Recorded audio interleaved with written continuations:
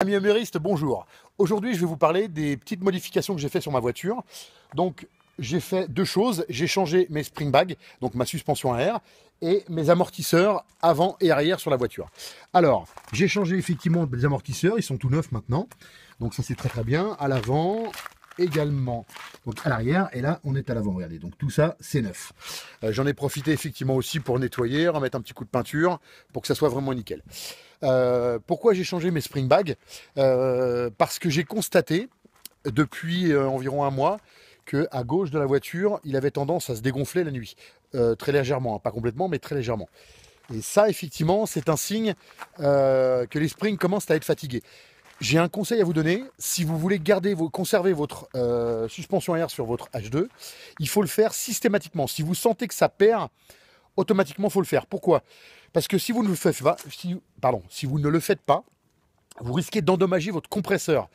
Il va forcer, car il perd effectivement de l'air, donc il va forcer dessus. Résultat, quand vous allez changer vos springs, le compresseur, lui, va continuer à forcer et vous risquez de les abîmer. Donc si c'est pour les changer tous les mois, c'est pas la peine. Donc il faut le faire vraiment très très rapidement.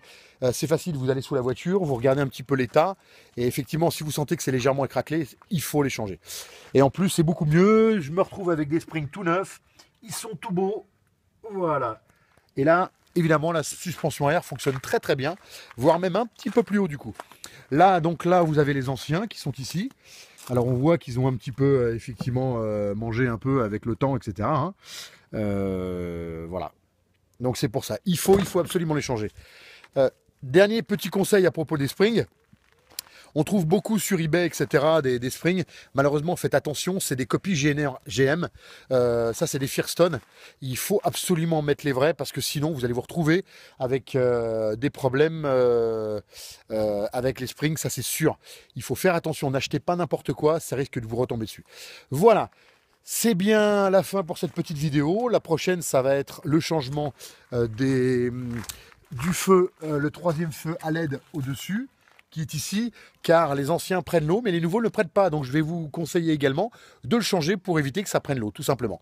Voilà, alors sur ce, bonne journée et à très bientôt. Ciao les amis.